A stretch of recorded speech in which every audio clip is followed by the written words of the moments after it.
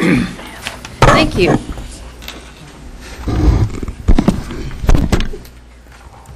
The mission statement of Richmond Community Schools says that in partnership with the community, we will help all children believe in themselves, respect others, and experience the joy of learning. Through effective teaching, children will first learn the basic skills, including thinking skills, using words, numbers, and ideas.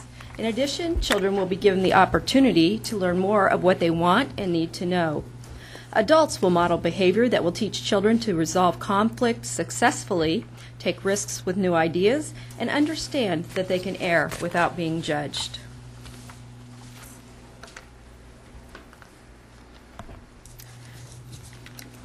Public commentary. The board has set aside 2 30-minute periods for public comment during each meeting. The maximum time for individual speakers is 5 minutes per person. The board expects personal decorum and factual information from the speaker. The president reserves the right to interrupt the speaker when the statement is too lengthy, personally directed, abusive, obscene, or if it interferes with the orderly conduct of the meeting. Comments recognizing the work of staff and students are always welcome. However, critical remarks concerning specific school personnel or students are to be made through the complaint process available in Policy 9130. If more investigation is needed, the comment will be clarified at the next meeting. Also on public commentary, tomorrow morning, board members will be on radiotroy.com at 8 o'clock to answer questions the public might have. Tomorrow, Pat Heine and Suzanne Darengowski will be on. Do we have anyone signed up to speak? We do. Marilyn Johnson.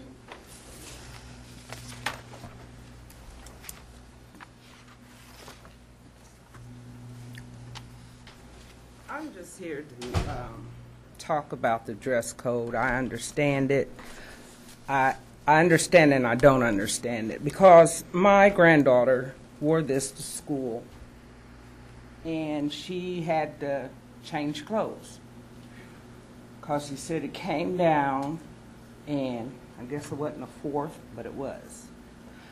Only thing I'm saying is she has wore this before. I know it's solid colors. I do know that. Your striped, your plaids, I can't understand it because gang signs are solid colors. Wearing striped plaids, checks, that has nothing to do with or affiliate with a gang. You know, there's a lot of kids that have clothes in their closet that they can't wear because of specific reasons. You know, it's got a little motto here, or it's a light dingy here, but it's not torn. You don't see the leg, but they still got to go home. And I think teachers waste too much time on telling someone, you got to go call your parents, you got to go change this, you can't wear this. It's taking too much from our kids, and they're not getting their studies. First of all, they got to stay there till they change whatever you got to change, so they don't miss, what, 20 minutes, 30 minutes of their class? I don't understand the dress code. I wish that we one day can come to a conclusion where you wear uniforms. That way, nobody gets in no trouble. You buy 3 of them, you got enough to change all week. You know what I'm saying? Mm-hmm. Nobody gets in trouble. You know you wear this brown top, these brown pants, that's it. You know, on the weekends you wear your other clothes. You know, it's too much stress on this. I see it every day when I go in schools, and they're wasting too much time when our kids need to be getting an education. We need to, you know, our education is low. And you know, when I went to school, we didn't have a dress code. We were appropriate. I think what has happened here is people got scared to tell a child to pull up their pants. You need a belt on. Tie your shoes. I don't need to see your breasts. Mm-hmm. And I think if all of this had been done at the time when it was happening, we wouldn't be in the place that we're in now. And that's all I really want to say. Because like I said, one day she can wear this with, she had a white turtleneck underneath it with jeans on. It wasn't a dress, it was jeans. But by it being striped to that length, it could be called a dress. So therefore, a dress, you can wear striped, pat, whatever you want to. I just, you know, myself personally, I wish we would go to a dress code because, like I said, my granddaughter, she has a lot of clothes in her closet that has price tags on it, and she can't wear them because of what may be on it or what decoration is on it, and you know, and I'm sure I'm not going to let her wear on the weekend to go out and play in them, you know. But I just wish this problem had been addressed years ago and we wouldn't be where we at now. If the, I don't want to blame no certain people, but if people seen, I get on my grandkids all the time. I get on my cousins and them all the time. Pull your pants up. Put a belt on. And I feel if this had been done when this first started, I wouldn't even be talking to you guys. Because I know we didn't have a dress code. We got to wear rollers in our hair. But we had a scarf on it, you know? And we looked decent. And I feel that if this was addressed to those who messed it up, we wouldn't be in the predicament we're in. So me, myself personally, if it keeps happening like this, because like I said, 1 minute she wears this, it's okay. The next minute I got to get up out of my bed to go take her some clothes to change. I just wish it's one way all the time. So I mean, if it comes to uniform, so be it. It's cheaper. You can buy 3 uniforms that can wear them all week. Take them, wash them, iron them. We're ready for the next week. You have about 15 seconds. I'm through. Thank you. Thank you. Thank you for your commentary. Is there anyone else signed up to speak? No. Then we'll move on to reports, and we're going to do the action item first I would like tonight. to flip the action item to this point, and this has to do with the West End Bank agreement. As you know, West End Bank has an agreement with the Richmond Community Schools, has had for the last 3 years, but that agreement terminates, or has terminated, as of January 31st, and we would like to recommend an extension on the contract, or on the agreement, through this year anyway. Tonight we have with us the Chief Lending Officer and Senior Retail Manager of West End Bank, Mr. Tim Frame. He is here tonight to talk about the relationship that West End Bank has with the Richmond Community Schools, and this will culminate in a recommendation that I will make for approval of a contract extension. Mr. Frame. Thank you, Dr. Woroff. Yes, I'm Timothy Frame, Senior Vice President of West End Bank, and we are really proud of this partnership that we have with Richmond Community Schools. We feel like it's been a real success. This actually began back in 2006 and then recently was renewed in 2009 for a 3-year term. So we're seeking tonight to request to extend the partnership to June 30th of 2012 to get us through the school year, and then we'll be looking to revise and update the partnership in working with the administration to see what works best for the coming school year. This type of partnership really supports the bank's mission of reinvesting our time, talents, and resources back into the community. And we really think it's making an impact with the students as well. I've given each of you a handout which outlines some of the financial education that we present both at the high school and the elementary school level at Garrison. And I think you'll find the topics are very worthwhile and beneficial to the young people. At the high school level, we talk about things such as job interviewing, deposit accounts, credit scores, buying your first car, which is always exciting. So we have found a very good response and have received good feedback from the students. At the elementary level, we talk about things such as personal children or grandchildren would enjoy it as well. This year at the high school, we have Savannah Blackwell and Mercedes Carr working at the high school branch. They're doing a fine job. They're great young people. Not only do they work here, but then from 1:30 p.m. on, they work out at our East Side office, waiting on customers and doing day-to-day teller work and customer service work. So they're doing a fine job, and they're really an asset to the bank as well. We just think it's a great partnership. Education is so important, and financial education is a big part of that. So, again, this year, we'd like to show our appreciation and donate 1% of the account balances back to the Richmond Community Academic Club. So tonight I have a check to present for $3,800. Wow. While Kelly's doing that, I have to tell you that last evening I read at the academic competition, and the most important thing that people noticed was the ATM in the school. They were all taken, all of the other high schools were gathered around that. They just couldn't believe that they're in the high school. Mm-hmm. And one of the Richmond kids was telling all about it, and because this person, I don't even know who that was, happened to have an account there, and they were able to use that. So you got some good PR outside of Richmond as well. Thank you. Thank And we you. truly do appreciate the partnership and your continuing interest in the school corporation. Thank you very much. Again, I appreciate your time. I'd be happy to answer any questions that anyone might have. Questions? All right. Thank you very much. Thank you. I'd like to recommend that the board, I believe at your places, there might be a memorandum extending the term of educational partnership, and I will read this since it's not posted to the web.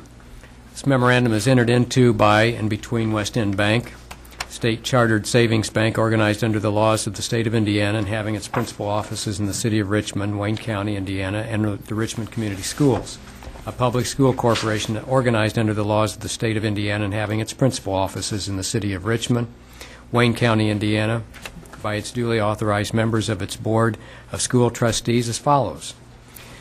West End Bank and RCS entered into a certain educational partnership agreement dated as of February 1st, 2009, whereby West End Bank provided a student-operated banking facility at Garrison Elementary School and at Richmond High School.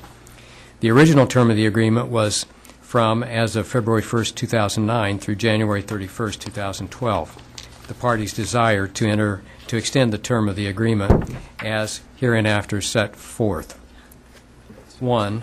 Paragraph B of the agreement is hereby amended to reflect the ending date of the agreement to be June 30th, 2012, and except as specifically amended herein, the remainder of the terms and conditions of the original agreement shall continue in full force and effect.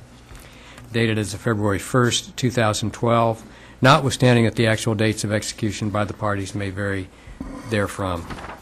And I would recommend that the board adopt this as presented. Do I hear a motion? Linda Morgeson makes the motion, and Aaron Stevens seconds the motion. Did anyone have any questions or comments?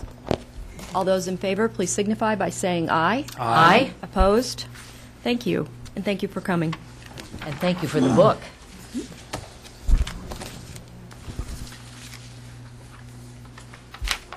Now, for the reports and discussion topics, we have Dr. Parker presenting the criteria for school report cards, which is a rather new concept. If you recall, the Department of Education has made a commitment to changing the way we go about assessing schools. Dr. Parker is going to talk tonight about how this will look, not for our current assessment, but for this. I think it will happen for this school year. Correct. At the end of this school year, you'll see some things change in the way we're being assessed. Thank you. I'm glad to be here to talk to you tonight about school accountability. As you all know, there are two ways that we measure our progress. One is through Public Law 221, which is Indiana's accountability law. The other is through the No Child Left Behind and annual yearly progress. What I'm going to talk to you tonight is about the Public Law 221 categories, but you will see how it's related to the federal annual or adequate yearly progress that we'll talk about. So these are proposed rules. And I say that not knowing the outcome of today's Board of Education meeting, because these went to the State Board of Education in November. There was a public comment period, and then they were set to go back, I believe, to the State Board of Education today for final approval. So they didn't anticipate there would be many changes. This new accountability framework is based on performance, which we've always been graded on our performance, but now it includes a growth component as well at the elementary and an improvement component at the high school. The way the grades are figured is that each of these categories is converted to a point value. You can get points for high growth. You can get points added. You get points added if you have high growth, but you also have a possibility of having points deducted for low growth. The points awarded to the school are ultimately result in a grade point average, and we do that based on a 4-point scale to get a letter grade. As you'll recall, in the past, since Public Law 221 has been around, we have been graded by the school, but it's been through a descriptive category, such as exemplary progress, academic probation. Last year, for the first time, they tied letter grades to those narrative descriptions. This year, we won't have the narrative descriptors. We will just have a letter grade, and that is because there's a strong feeling that the public and parents can understand that grade much better. So in the new model, there's an elementary and middle school model, which looks at performance and growth, and a high school model, which looks at performance and improvement. I'm going to take you through those. But I want to talk about some of the changes that are included in this new model. First of all, it's based on students who are enrolled for 162 days in a school year. The old PL 221 was 126 days, and the NCLB adequate yearly progress was 162 days. So we had schools trying to track two separate sets of kids. This has been bumped up to 162 days to make it consistent with the No Child Left Behind adequate yearly progress. The part of the reason for that, and part of the reason for a lot of the things that got included eventually in this legislation or rule, were it's all based on the fact that Indiana has submitted an application to the Department of Education in Washington asking for a waiver from No Child Left Behind. If that's granted, this will become the only grade that schools get. So there will no longer be that dual grading system where we get a state grade and a federal grade. There'll just be one grading system. As I said before, this incorporates the Indiana growth model. I came to you, I believe, in October of last year, in 2010, and talked to you a little bit about that growth model and how that works, where a student that takes I-STEP gets a score and is put in a cohort with every other student in his grade that earned that score that year. And then they're tracked for a full year, and when they take I-STEP the following year, they take the results and they put those on a normal bell curve, and students who score at the 66th percentile or above are considered to have made high growth against the rest of the students in that cohort. And if they score below 34th percentile, it's considered to be low growth. Anything in between is considered average growth. That's going to be included in this model. The other thing that's new, it's not starting right away, it won't roll in until 2014-15, is an acknowledgement that some students take longer than 4 years to graduate, but still eventually graduate and can be considered success stories. And so we'll be able to get credit for those 5-year graduation rates beginning in 2014-15. The other component that is really an addition that helps our community is the college and career readiness. And as I show you what's included in that, you'll see why. So I'm going to take you through, you should have at your seat here, a copy of a template that I put together. And this is, I put this together for the principals and the staffs at their schools so they could begin looking at their kids that they have right now and finding out exactly where they need to be. I can tell you that based on this, at Test Middle School, for instance, they took their students, they took all their I-STEP scores, they ranked them, they looked at the bottom 25%, which you will see is a very important group, and they've put in place, starting Monday, interventions for those students leading up to I-STEP. So those students are going to get 30 minutes of intervention because they've identified who they are and they know what they need to do, in addition to what they were already doing. So the way we're going to look at elementary students is we're going to calculate a grade for English Language Arts. We're going to calculate a grade for math, both on a 4-point scale. Then we're going to average those and come up with an average grade. And the way the score is figured for each of those areas, we're going to look, first of all, at performance. What percentage of students passed I-STEP IMAST, or iStar. This is the first year that we've been able to include the IMAST and the iStar students in this calculation. So it will be looking at what percentage of those students pass. So for instance, if 80% of your students pass, you're going to be awarded 3 points in that cell. Then we're going to look at growth, and there are 3 places that we look at growth. 2 places where we can earn some points, 1 place where we can lose a point. So we're going to look at the bottom 25%. You rank your students on how they performed on ISTEP the previous year. Your bottom 25% of students, you are looking for those students to demonstrate high growth. And again, each of them is in their own cohort group, but each one is ranked in terms of where they fall. And we need 42.5% of our students in that group or more to demonstrate high growth in order to be awarded what they call a bonus point. And these targets are going to be with us for 3 years. Those are calculated based on 3-year averages in the state, and they will be recalibrated every 3 years. So we know for the next 3 years what our targets are. There's a different target for each of these cells, different targets for math and for English.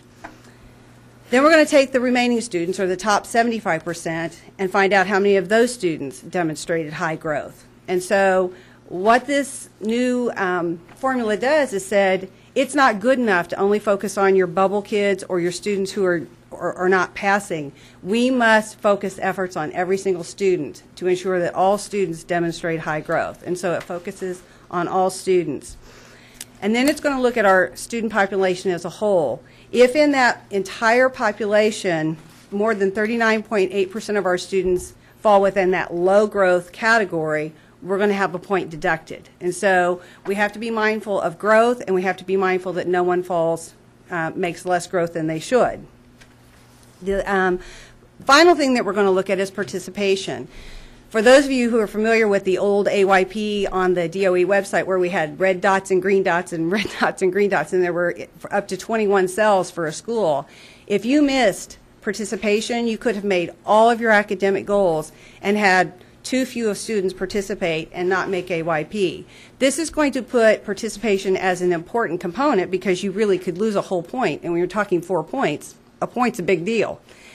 But you still can be a passing school, be a good school if you have good enough achievement, even if you don't make your participation rate. So we still need to ensure that 95% of our eligible students participate, and that's never been an issue for us. Participation is always strong, but we need to ensure that they participate. So we do that for English Language Arts, we'll do that for math, and then the final thing we'll do is average those scores to come up with our grade. And then the high school model, it looks at 4 different areas. The weights on these are set for the next couple years, but as we progress through to 2014-15, college and career readiness will be given a higher weight. They're seeing that as something very important. So we're going to look at percentage of students who pass English and Algebra 1 end-of-course assessments. We're going to be looking at graduation rate and college and career readiness. I've also provided for you, behind each one of these templates, a copy of one that the DOE sent out that says this is just a mock-up of some school with some imaginary data, so you can kind of see how the whole thing works. But the high school, rather than going by students who took the test at the high school, we have to look at the 10th grade cohort. So we have to remember that we have some students who take the Algebra 1 ECA, or end-of-course assessment, as early as their 7th grade year. That just goes into a holding tank with their cohort and then counts when they hit that 10th grade year. So we need for a high percentage of our students to have passed the English and the math or the algebra end-of-course assessments by the end of their 10th grade year. And that's what that percentage will be. There will also be students who take iStar calculated in that as well. In terms of improvement, there are 2 things we're going to look at. For students who have both data points, we're going to be looking for growth from the 8th grade year to the 10th grade year. So we're looking for a higher percentage of students passing from the 10th grade to the 8th grade to the 10th grade year. So if we meet that target of greater than 10.3% demonstrating growth, then we will get a 0.5 bonus. If we don't meet that target, we won't get any bonus points, but we won't lose any. However, if we demonstrate negative growth, we have kids, the majority of kids who demonstrate a loss, then we will have to have a 0.5 deducted there. The other thing that's being added, which is, again, good for our students who take a little longer to grasp things. As it is now, that 10th grade cohort is the end of the measurement piece. If a student does not pass the end of course assessment by the end of their 10th grade year, we still care if they pass it. The DOE doesn't. Now they do, because they're saying if kids that don't pass it at the end of their 10th grade, by the end of their 10th grade year can eventually pass it by the time they are set to graduate, you will be able to get some bonus points for that. And so we will do that for both English and for math, the algebra, and come up with a score. And then we'll look at graduation rate. Right now, it only includes 4-year graduation rate. It eventually will include that 5-year graduation rate, and it's just simply the percent of students graduating in 4 years. And as you probably all are aware, because it was published in the paper before I got it to you, the DOE has finally certified our graduation rate at 81.7%. So based on that, we would be awarded 3 points for our graduation rate.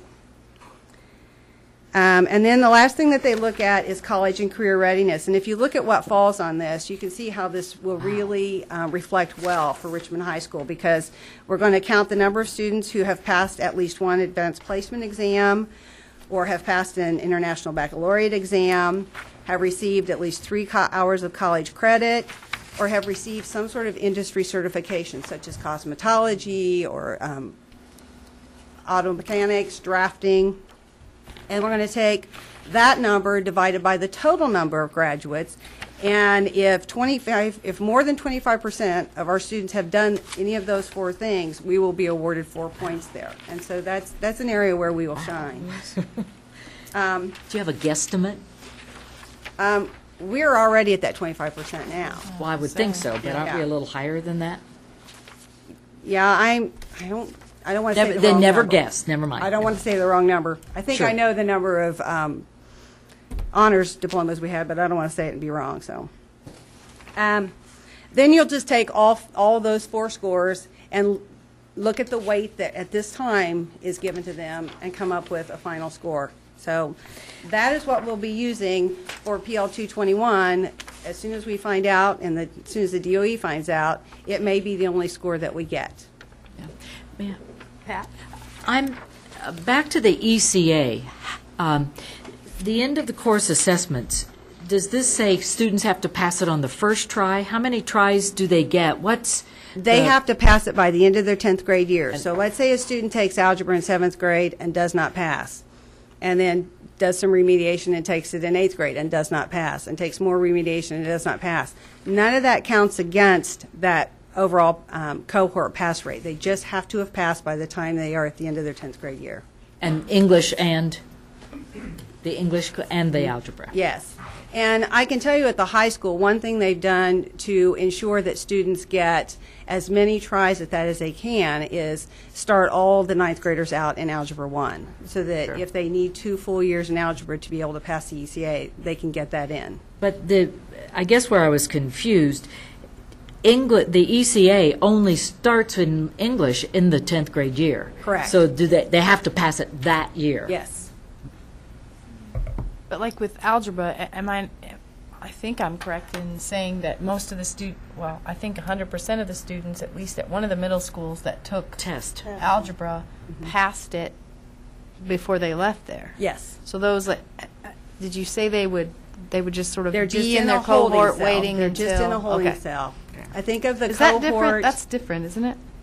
No, it's always It been isn't? that Okay. way. But of the cohort that is in 10th grade now, about 25% of those kids have already passed Okay. the Algebra 1 ECA. Okay. Okay, the other thing I wanted to add is that the annual performance reports that really include all the data that you've already seen, because it's reporting for 2010, 2011, will be published in the paper tomorrow. Okay.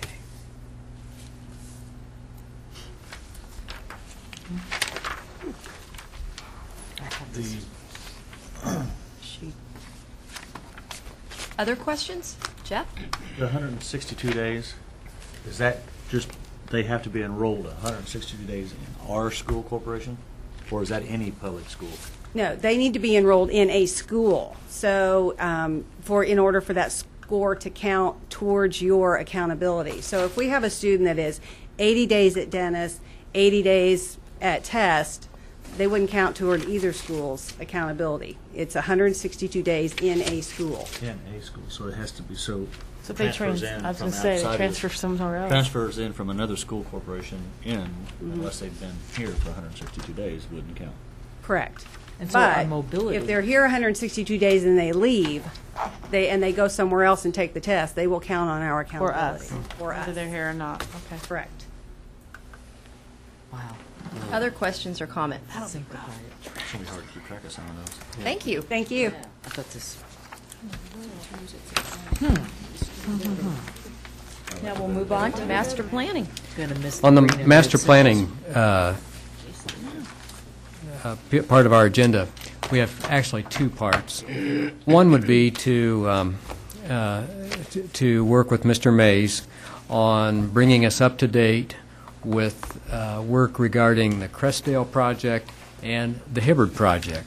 And then the second piece would be a carry-on from the conversation Monday night in the board meeting concerning boundaries and districting and so on. So I'd like to ask Mr. Mays to come to the podium and discuss with you a schematic plan or schematic drawings for Crestdale, some plans for Hibbard. He'll probably be asking for approval of some schematic drawings of Crestdale, but I'll let him deal with that. Okay, thank you very much. And you'll be able to see that we've progressed quite a way since we met and approved the projects a month ago. What I wanted to show you here, this is Crestdale Elementary School. It's not really a site plan, but what it is, it's an aerial photograph that we've overlaid the building. And what I want to primarily show you is what we're doing with the site. For instance, several years ago, we put in the parking, bus parking and drop-off right in here. And at that time, knowing that we were eventually going to renovate Crestdale, we didn't do anything with this drive along here. So under this project, then the drive will be replaced along this area, under the canopy, along here. This sidewalk was replaced 3 or 4 years ago, and we're going to put a new sidewalk along here, so that when you walk up to the building, this will all appear as new construction. In the back, we're putting our classroom addition. Here's the orient you. Here's the cafeteria, and we're putting our classroom addition along here, which the baseball backstop is right here, and we're just have to relocate a basketball backstop in here. But generally, most of the other equipment and playground equipment is untouched. We will create a nice area in here.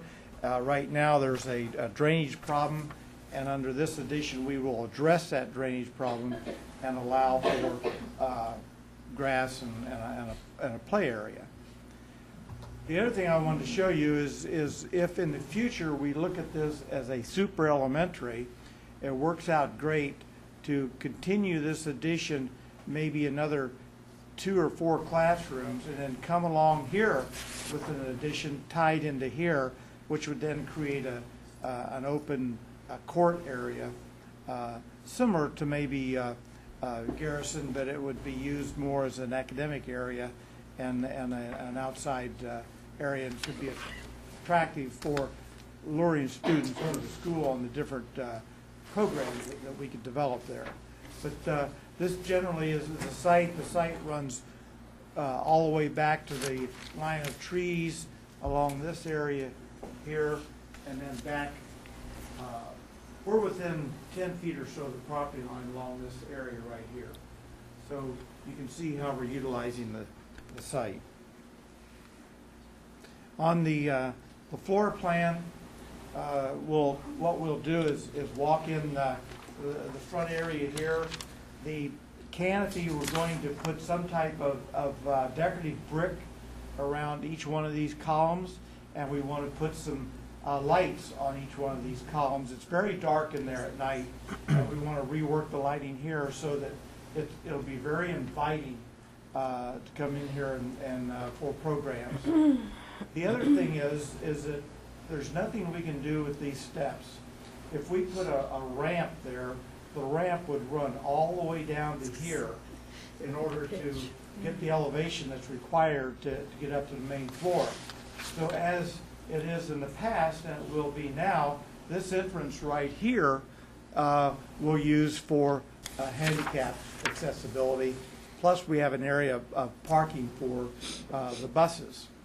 Now, as far as security is concerned, right in here, as it is today, there's a camera that shows who's coming in the doors, and they release the door latch. We will do the same thing down here. We'll have a remote camera that goes back to the office that they can identify the person wanting in and can unlock the door so they have access. We took another step on security here. This little waiting area here now that is just purely a hallway, we've encroached into the media center about 8 feet, and we've created a waiting area. Plus, this set of doors, a new set of doors right here, that will also be locked, so that when a patron comes in, they'll be able to come into the office, but they can't get any further until they verify who they're there to see, whether they're going to pull their child out, and actually verify that it's okay to do that. Of course, during the entering in the morning and dismissing in the afternoon, these doors would be unlocked in the morning so students could come in, and at dismissal time they would always be unlocked from the hallway side because of the fire code problems. The office will change the office with new countertops. We're going to rework the principal's office and put we want to put a conference area at one end and their desk at the other end with only one door going in. Right now there's 2 doors and it's very confusing. We're going to rework the cot area for the nurse, and then right here in that spot we're going to put 2 timeout rooms, and it's right across right here from the office so that the office personnel can monitor that area, and then the office personnel can also monitor through windows and a door into the nurse's station so that we're able to monitor this whole area right here. Then we would walk in the main corridor still here. We would walk down this area here. Now, right now, or under the new plan, we will have 3 kindergarten rooms right here and a kindergarten room located in this spot. Right at this point, we'll have early childhood special education in these 2 rooms, and we'll have preschool in these 2 rooms right here. And probably the preschool parents will probably pick up and drop off right here since we're so close to these doors. Unlike the areas that they have now in preschool, we have offered water areas in those classrooms that they do not have sinks now. In the early childhood, we will have not only sinks, but we will also have restrooms, as we will in the kindergarten area. Coming in this area right here, these will be offices and special rooms, sensory rooms for the life skills. We'll come up one spot, and this will be the teacher's workroom and lounge area for the whole building. Then we come into this area right here, and this will be a life skills room, as will this one and this room right here, all 3 together.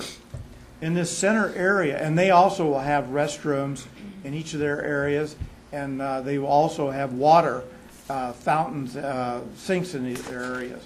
Then we're creating a kitchen here with washer and dryers, but the kitchen will be designed, it'll have a range and sink, and it'll also have a low counter area for handicap, and so that they could actually have some students in there and teach them cooking and working at the lower countertops, because we're dealing with younger students. So this would all be life skills. Then we come around here, and this will all be first grade. They'll, again, and I'll show you in a minute what a typical first grade classroom looks like. So we'll have first grade, kindergarten, preschool, special education courses at this end of the building. Then at the other end of the building, that we have the library media center. Right now, she has a very difficult situation where the hub room is right in her office. Well, we're going to put a wall in there to separate that and actually give her secured office space that she can use, and she's real pleased with that. She's very cooperative. Normally, when you take space away from somebody, they're upset. Well, we're taking about 8 foot wide and about 10 or 12 feet this way, and she's happy with that, because what we're doing is we're creating some study areas for her and putting some additional computer areas for her, and she's very happy with what's going on. One thing we did do, we had, right now there's a computer room here, so we thought we would have the bright idea of putting the computer room right here and make it all nice and new.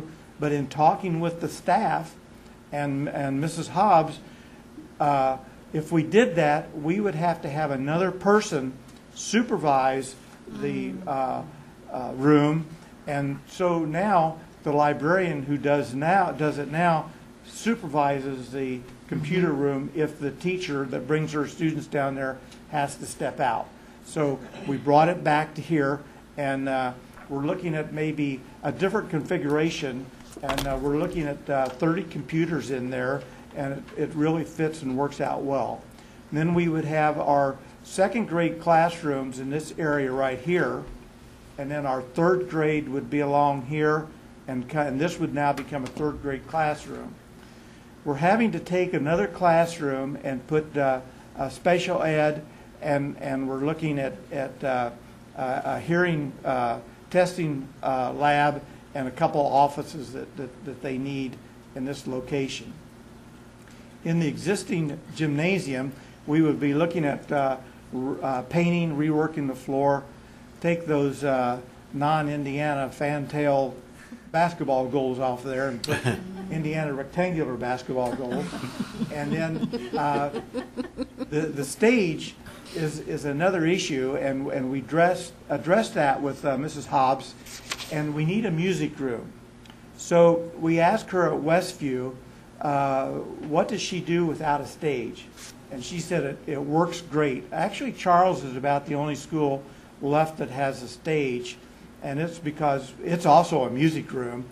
But so if we take this stage, and we have a problem with handicap accessibility, so we're going to lower that stage down to the height of the hallway and make it accessible and put a wall here, because we're trying to encourage, and the administration is trying to encourage the use of Civic Hall and Dennis for Christmas programs or spring concerts that they have in the elementary schools, because that's better acoustics, better seating, and it gives you a festive atmosphere rather than sitting in a gym that can't seat everybody. So, and she likes that idea, and that's what she does now. And so then the gym will just be upgraded. Here's an interesting thing that we're doing here, that this is the existing cafeteria, that there's a serving line that comes right across here. That was the old cafeteria kitchen where they had to cook everything, and now it's just become a storage space. Mm-hmm. So we're taking that out, and we're then going to take the old freezer out that they use as a mop room right now, and we're going to put a typical elementary school kitchen right in here. And then the serving line is going to be in this little room right here, and they want to serve from a window, just like they do at a couple of the other schools, and so that they do not have to work a serving line in the cafeteria. Then when we put, so we're going to redecorate, refurbish the room, new floors, new walls, new ceilings. One thing we're going to do in the whole building, we're going to get rid of those sloped ceilings, which is very outdated.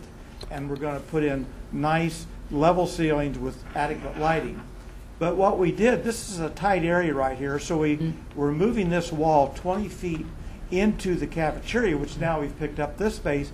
Now this creates an area where they can station their students and go in. But here's the thing that the kitchen supervisor, I'm sorry, Maggie LaRue. I'm sorry? Maggie. Yes, Maggie.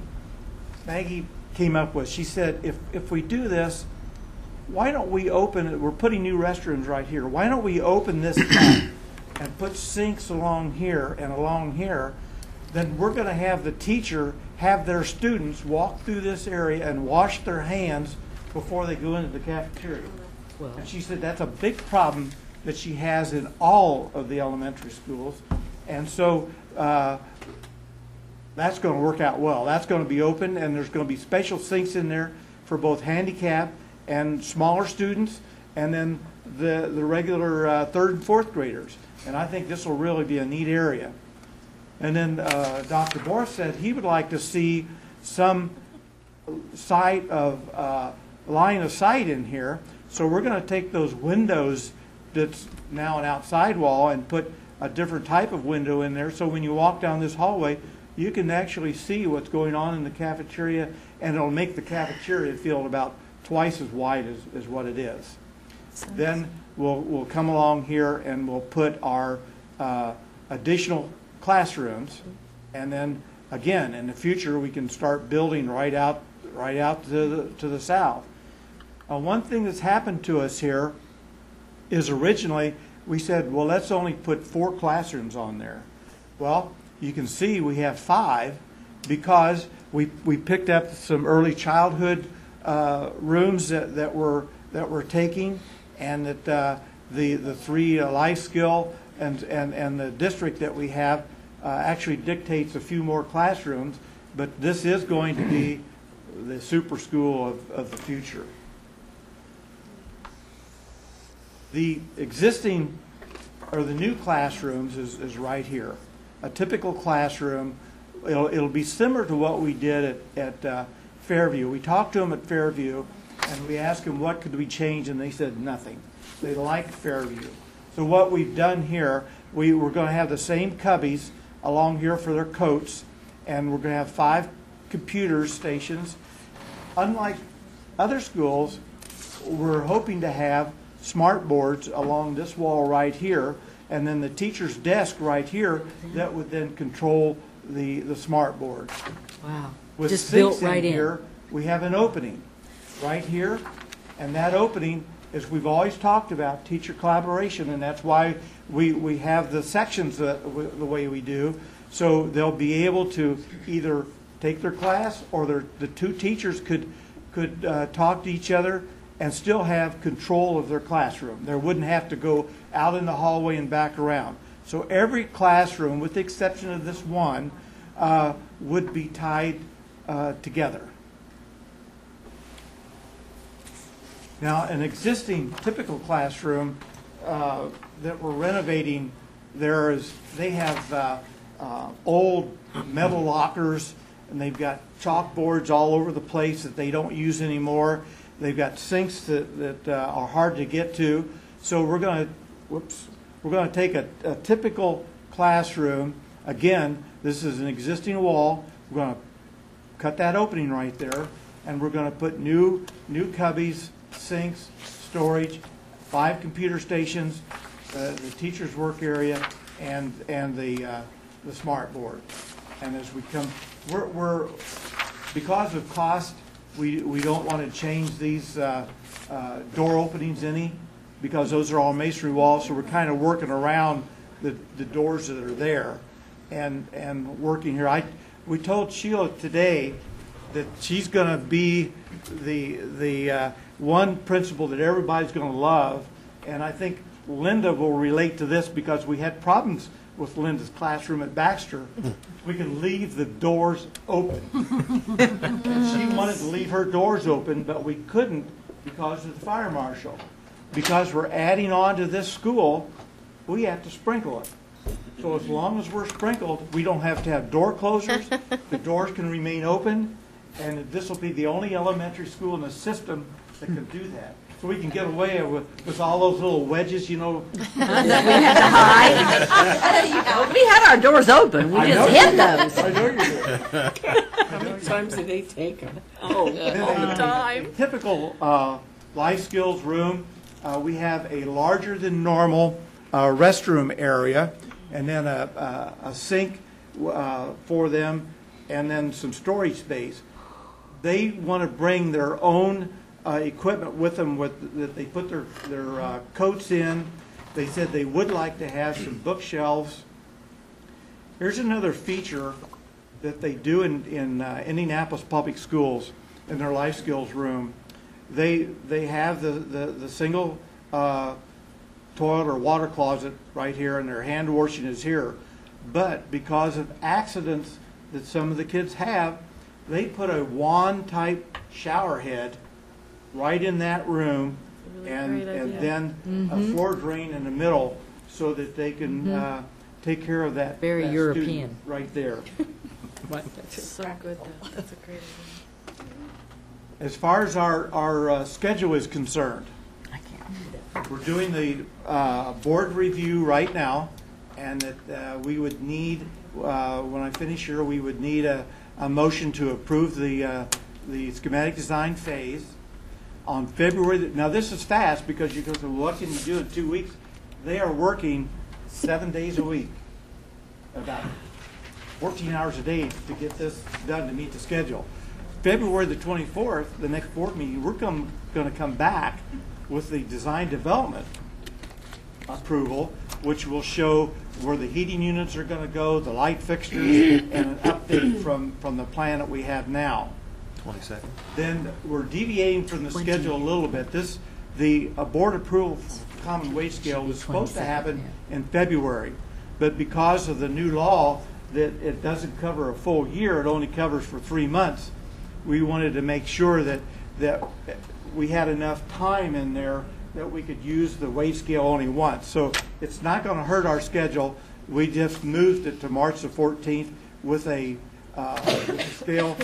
We already have a couple of the appointments. The county has appointed their person to be on the common wage scale, so we're on schedule for that. And also on March the 14th, we want to receive bids for the windows and the HVAC units, because those are the long lead items in order to make our schedule that we need. And I mentioned before that you will not be obligated if something would happen and the project we wouldn't do it. You wouldn't be obligated to all those units and windows. We would have the order, it would be ordered, we would approve the shop drawings, and there's really no cost involved until they go into production.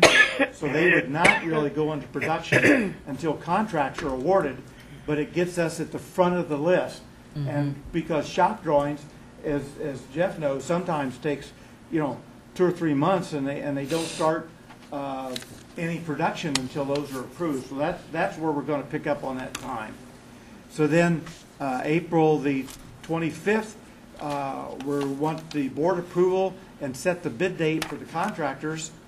And then on May the 7th, we have construction starts on new addition, and this is new also, and existing east wing of the building. So let me show you what's going to happen there. Whoops. I guess I won't. Let me go over that for you. I've got it right here. Okay, here's what's going to happen. Ron Robinson has worked out with the principal, and we've done this at the other schools. There's not that many classrooms. Let me go back here just a second. In this in this east wing right here, we only have today 2 4th grade rooms. We have and a special ed room. We do have like music and teachers work area and all that. Well, we've worked it out, and the teachers want to do this. We've worked it out that we're going to move over spring break. We're going to move the 2 4th grades into the gym.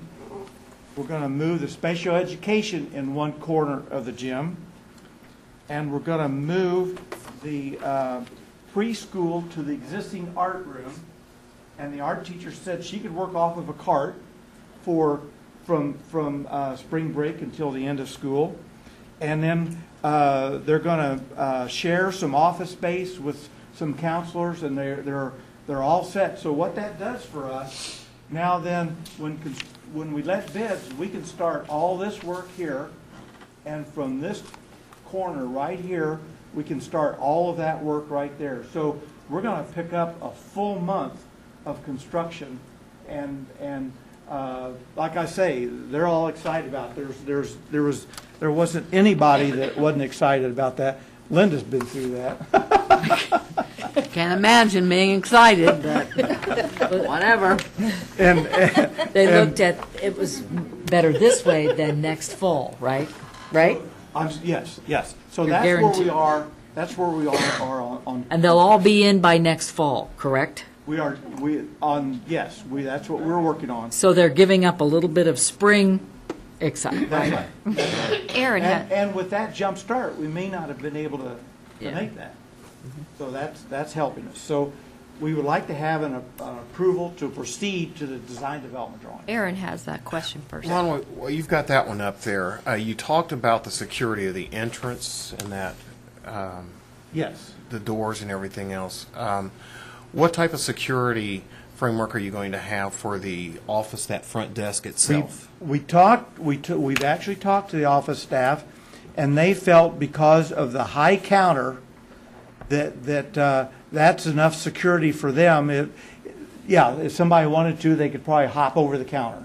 But they didn't. They wanted to look more welcoming and not sealed off, and so they felt they could deal with that. I want to make sure that it's going to be secure enough, yet at the same time, we had this discussion a long time ago when we were talking about putting cameras in the high school and everything else. What we don't want to do is scare somebody away and make them feel that coming into any of the schools is going to be one where they're being pushed out instead of welcomed in. And so we have to think safety first, but at the same time, we also have That's to why we make it put welcoming. the glass is to make it welcoming. All right. Yeah. One thing I neglected to say is that they, meaning Mrs. Miller, the principal, is setting up a meeting for us with the staff, and we're going to review exactly what we reviewed tonight, and we're going to tell them that we're open to any of their ideas. In fact, we have been doing their ideas for the media center, the office area, and the cafeteria. And as we've been working over there, everybody wants to know what we're doing. So we kind of explained to them what we're doing in the classrooms, and they've all been in favor of that. But we want to have a formal meeting where all the staff is there and they can see what's happening. Okay. Do we make the motion first before questions, or do you want to go ahead and ask? We have a motion. I mean, we have a request for a motion. Do I hear a motion? So moved. Aaron Stevens makes the motion, and Pat Heine seconds the motion. Are there comments or questions? Jeff? I only made 2 notes during your presentation. One is, I realize, I just want to make sure that we send an open message. So I don't want the security so tight that the parents feel like they're walking into a prison. No, it will be, that's why we want to make that, and that's why we're putting windows in the media center. It'll be windows into the hallway, that it will be a welcoming appearance. And the second question I had is, I think we still have, as we're going through discussing our boundaries and classroom sizes and enrollment and all of that, there's been some discussion on whether we would want to have additional classrooms at Crestdale now versus possibly Charles And- next year, so. You're absolutely right on that, and based upon what we talked about on Monday and previously, that what we would do, we would just continue two increments of 2 classrooms, and if we wanted to add 2 or add 4, we could do that. And like you say, it's a lot less expensive to. So if we went back to the east wing, Yes. I know you talked about doing the courtyard, but If we went, okay, at one time when we talked early on in October, November, those areas, we showed 4 classrooms added on right here. which actually makes sense based on. In looking at the that, landscape. it was so far from here all the way around to the office. Plus, we're so close to the property line here, and the property line really starts to drop off there. Yeah. So we felt that this would be more centrally located, and that we would just start adding out that way, and there's plenty of site to do that. So if you close, so if you did, you would, from the center, you would go straight towards the property line? We would go south. yes. South. Yeah. I mean, we would be talking about maybe adding, maybe 2 or 4, and then once we did that, we would probably turn and try to tie these 2 wings together. So it almost looks like that if we decide to build 2 more classrooms or 4 more classrooms, it almost looks like the next step would be to go ahead and do the Yes, whole, the whole courtyard. Right, Makes- and what will happen is that, let's say that we don't do that right now, but what will happen is in this hallway, we will have all of the hot and chilled water piping sized to take care of future additions, so that we don't have to go all the way back to the boiler room to pick that up. So it's going to go ahead, I mean, all of our structural stuff is going to be built with the understanding that that's going to be the correct. Absolutely. Go ahead, Pat. Well, I was thinking in 2s and wondering why you added 5 with that 1 extra classroom there. Is there a place is there another, could you put another classroom connect with that? You don't have a hallway, I see. But see, yes, what happened was it was more economical to wrap around the Cafeteria than the, and then our next 2 would be right there. Right there. That would then tie this one to something. together, not be out there by itself. Yeah, well, because right now it looks like, Yes. So what's the capacity of the way it stands right there? The student capacity? 400 and, how many of those are life skills, of those 400, and preschool? Or do you count those in the numbers? no, I have not counted the Okay. preschool, but the life skill, they're running anywhere from 11 to 9 or 10. 400. That runs out. So around 400 or, Yeah, around 400, yes. okay. And Go ahead.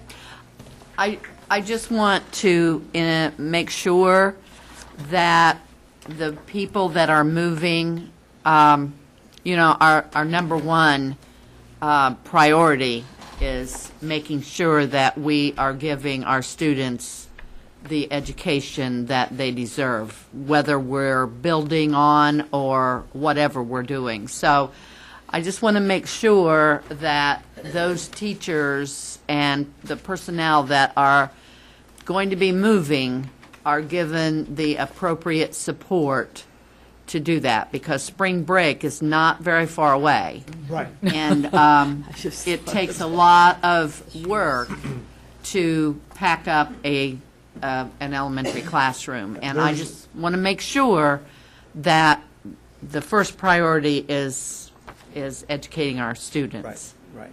I know that there's a 40-foot trailer out there now, so when they are putting stuff together, then Ron can help move those teachers that are spring break into that 40-foot trailer, as we had discussed on how we were going to move people around. We're going to store it on the site like we have on the other projects.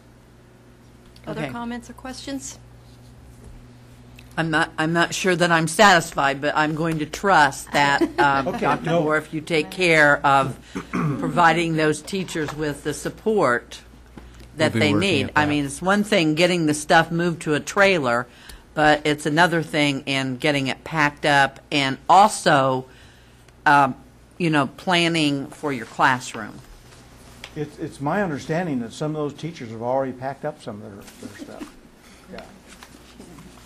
Okay. Somebody told me they were going to clean out closets, but that's, It is golden opportunity. Yeah. All those in favor, please signify by saying aye. aye. Opposed? Thank you, Mr. Mays. Okay, I would like now to give you an update. Oh, by the way, Yeah. Aaron noticed that it's not February 24th, it's February February 22nd. 22nd is our Okay. next board meeting. Okay. I know what you meant. Okay, this is boy, I apologize, that's hard to read, but this is the first floor of Hibbert. So what we're looking at Hibbert is, this is the central core of the office area as it is now, with all these offices. We would have the main office waiting room. We'd build a counter right here. We would have the principal's office here, and we would have the her conference room located in that spot, and right here is the clinic. So let me start. As you understand, we're moving Baxter's people into this building that travel. And so this will be their home base. For instance, right here we'll have an office for a physical therapist, and the occupational therapist will be right here. In this area here, we'll have the hearing impaired and low vision instructors. We'll have two psychologists in this area here, and they'll have a private area if they wanted to talk one-on-one with parents. We'll have consultation services right here, and low vision Braille instructor right here. All of this, this space right here will become spatial services, and there'll be at least 2 people in there at full time, and there'll be all the files and everything that we have at Baxter. And those files, it's not just a situation where you could store them off-site. They're into those files all the time. And they have to be in a secured area. So that's what we're doing here. So all this area right here would be taken up by those people. And then here, where the shop wings were, this is going to be our life skills area. And I think it's really worked out pretty neat. We have a life skills room right here, a life skills room here, and one over here. They needed 3 because of the 5th and 6th graders, and so where Test has 2 now. We picked up the one that was at Highland Heights, and we're putting in windows in all those areas. Good. Then again, like we talked about the other school, we're putting a kitchen in this area here, and this kitchen with a lot of open space will really be designed so they can cook in there if they want. The students can learn how to cook. The life skill is what we're trying to do right here. And then the restrooms are located right here, and then we also have a sensory room here where they can have students go in that location. Unfortunately, we have to have maybe some timeout rooms, so we have 2 timeout rooms right here that is in the hub of all the actions so that they can keep an eye on everything. Right now at Test, whenever they change from one room to another, they have to go out in the hall. What we've created here is a hallway that comes in right here, and here every room opens onto this 8-foot wide corridor, and that they can have all the interaction Sweet. in this area right here, again, with all windows. And they've pretty well told me what they want, and they're pretty excited about this, and we're going back out there now. We had one plan, and I told them, I said, now's the time to make changes, not after we're under construction. So they made changes, and we changed this around to what they wanted.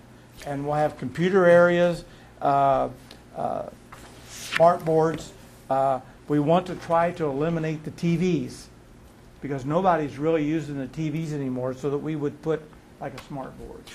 Sorry to interrupt you, Ron, but question, while you're in that life skills area, those 2 timeout rooms, are those solely for the life skills students? Yes. Okay, I just wanted, Yes. all right. Now, there's a question, and, we've been talking to Barb about the legality. There's a question now from the state on what is legal in a timeout room, and can you even have a timeout room?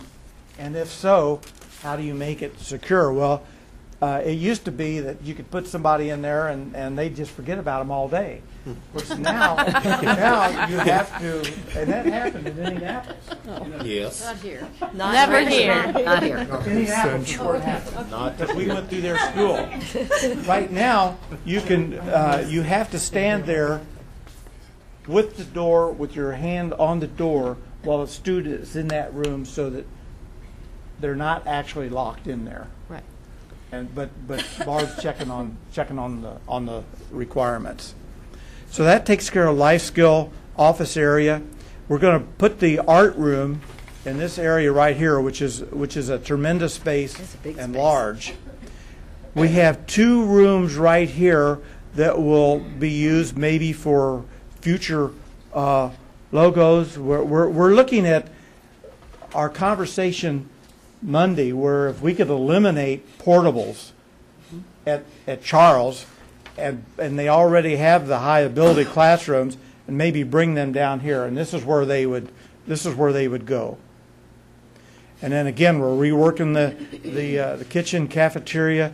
We're gonna redo the floor in here. We're gonna paint the walls. Ron Robinson says he's been real successful in painting the ceilings. They did that in the girls' gym at the high school. So the whole building is going to take on a new look. I'm sorry. What about the doors? You want them painted? No, they have those doors that you have to keep closed. They do. They do. They have to But stay we'll closed. provide those little wedges. I probably still have some. A lot of them. Can you put? I had a stash. Can you put windows in the doors? On the upper floor, Oh. we've now put this hallway in, so that's open. And working with the staff at Test, when they saw their rooms at Test, they didn't think that they could get everything in their rooms at Hibbert, because their rooms at Test are rectangular. Mm-hmm. These are square. They're almost the same square footage. In fact, there's a couple of them a little bit bigger. So in working with Mr. Hellrung and Mrs. Klinge, this is their equipment in their new rooms right here. And so I did that to show them. For instance, Mr. Hellrung uses his tables in this configuration, and Mrs. Klinge uses hers in this configuration, and Mrs. Miller uses hers in this configuration. So it does work. And then on the science, he's really happy with this, because right now he has a very small storage room, and he has about 11 or 12 carts that he has that he has to use for his teaching, and they all fit right in this one room here, storage room, with his storage cabinets. So when he's working with that one portion assignment, he can just wheel them right in there, and that works out well. Then, if you notice at Test, there's a room where the elevator is and has glass, projects room. That's right here. So we have a project room for them also. The computer room is located over here, and there's no windows in there, and so that's where the computer room will be. And then The early college will be in this room. The science room, I'm still working with her on her science layout, will be here. And then the other 3 early college classrooms will be located here. And then another project room, if we have a program that they have now at Dennis, this gentleman in the early engineering needs that project room along with the computers. But what we'll do in each one of these rooms, we're looking at smart boards. We're looking at 5 computers, just like they have at Test. 5 computers, storage rooms, and we're also looking at that, which I don't have with me today, doing that same thing at Dennis. But everybody's going to be equal. What they have at Dennis, they'll also have it at Test. They'll also have it here, so that everybody has. The only thing they'll have different here is the swimming pool. Other than that, that's Big what we're difference. doing on the second floor, and you can see. And that is the hallway you opened up? Yes. Okay. That we are full. That's great. Yeah. And we're introducing right here a TV room. They have some students in logos and high ability that they want to develop some of their own programming to then send out to the computers, then to the smart boards in the buildings, including life skills. That's great. So they're thinking right now about all of that. But this is what we're doing at Hibbert. Now, it's moving so fast we can't keep up with it. On February the 8th, which is what we're doing today, is we're reviewing the floor plans, and then we've started reworking the heating ductwork and so forth. On March the 5th, we were supposed to start demolition. Well, demolition's done. I mean, those high school kids jumped in there. I saw they love to pictures. tear They were things up. rocking it. They moved out what we thought would take a month. They did it Great. in less than 2 weeks. Then we talked about that by March the 30th, we would have all the storage items out there, like all the computers. They're gone. The building is totally empty at this time. So we're way above, and we have to slow Ron down a little bit because he's getting ahead of us. We've even started some walls that we have a temporary building permit that will allow us to do that, but we need to get a final building permit, which takes drawings to the state because of the plumbing and reworking of the life skills area. So we're well ahead of our schedule to have this ready and completed by June the 11th. That's what our schedule calls for. So what are you doing with the locker rooms for the pool? Are they going to be spiffy? We're painting those. Okay. Unfortunately, we don't really have the means to fix them up. Now, we looked in the locker rooms in the student area, and they're not in too bad a shape. We need to put new ceilings, which we are, new lighting and painting of the lockers. Okay, and ventilation and all of those Yes, things. The yes. windows will help in that area, won't they? Dixie? Windows will Yes. be wonderful. Yes. Yes. Mr. Mays, it goes without saying that both Test and Crest Day will come in at or below budget. Hibbert. It'll come in below, Hibbert. which will make you happy. Yes, thank you. No, I don't know. That's what, we'll know that at the next meeting. Oh, there's a That step it'll be out there. happier. What I would like to show you here is what we're thinking about on the site. And that's kind of exciting too, because Yeah. that site, you've had problems since 1976, since it was built. Here's what we're looking at. We are looking at taking the dirt off of this hill and moving it to another location on the site temporarily until we determine what we do with the rest of the site. When we do that, we will have this area here within 1 foot height-wise of the doors going into the second floor. Right now, it's about 8 or 9 feet. We're going to have buses come in this way, and we have room for 5, and I know we won't have 5 buses, but we have room for 3 to sit there for a while with 2 more, and we'll have to work that out on what we're doing for buses. But if you ever go by Hibbert on the weekends do that. I mean, there's cars parked every Everywhere, place. yeah. This last weekend was a good example. Right here, we'd have parking for 25 cars. Now, we're trying to separate the students from the buses. Basketball. So right here, in this entrance that we have right now, we're going to enlarge that. Again, moving the dirt, we're going to make a student-parent drop-off right here at the main doors. And then they'll swing back out and go east or west. We'll update and upgrade this parking lot here, and we'll be able to get 20 spaces here. Then on the back side, we'll be able to get 17 spaces along with room to park the white buses, and we'll have an area there so that the yellow buses where we have handicapped students can, because this will be the entrance for the handicapped students, because every place else we have steps. Sure. And so this will be that entrance right there, for so them. why not? But I think this That will make it. this yeah. solves a lot of the problems. Now, this is costly, but we're working on those budgets right now of solving those problems. We've talked to Ron Robinson on snow removal, how we would handle that on the parking lots. We've got them designed so that if we had to, we could add parking right along here, and we could add some parking right along here.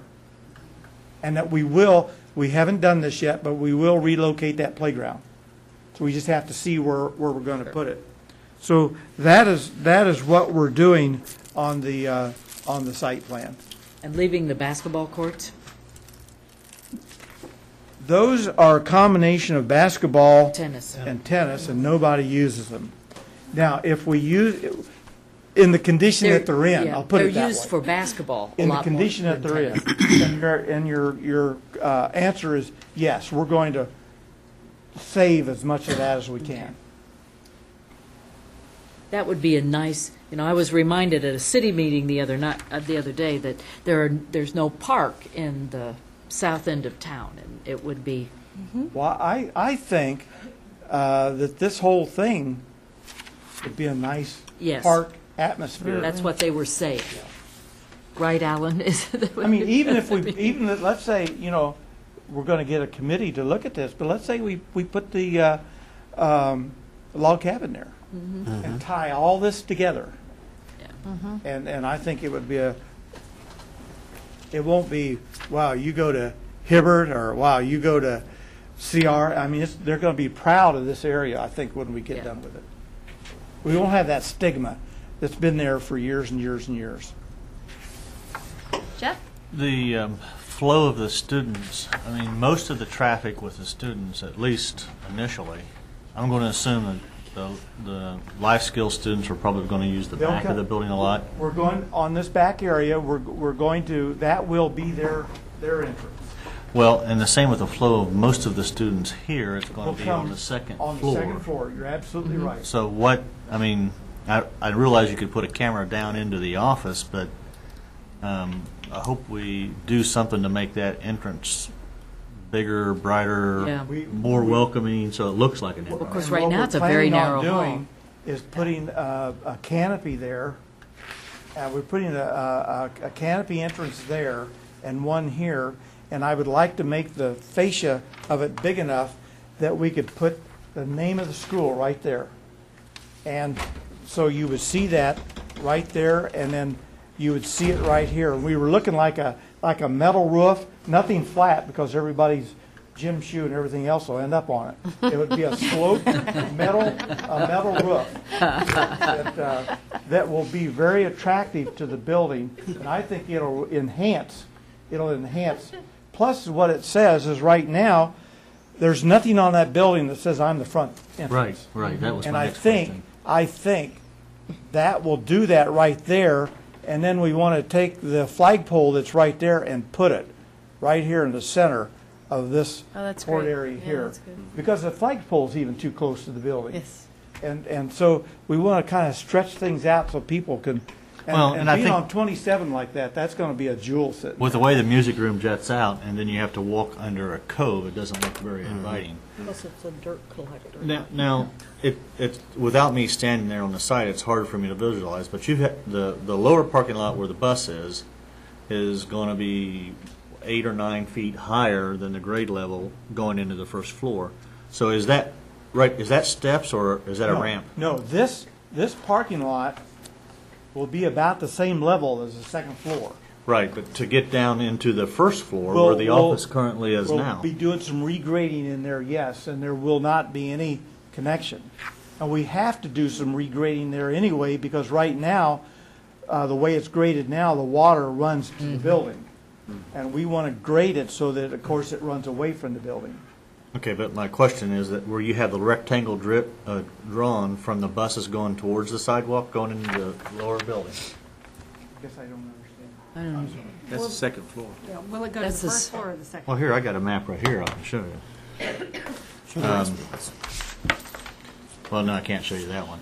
But what, I don't know how to use this. This is technology, man. This right here. This is second floor level. That's right. This right here is first floor level. So No, are we no, putting, That right there is second floor. this is second floor level? Yes. Okay. Yes. Yes.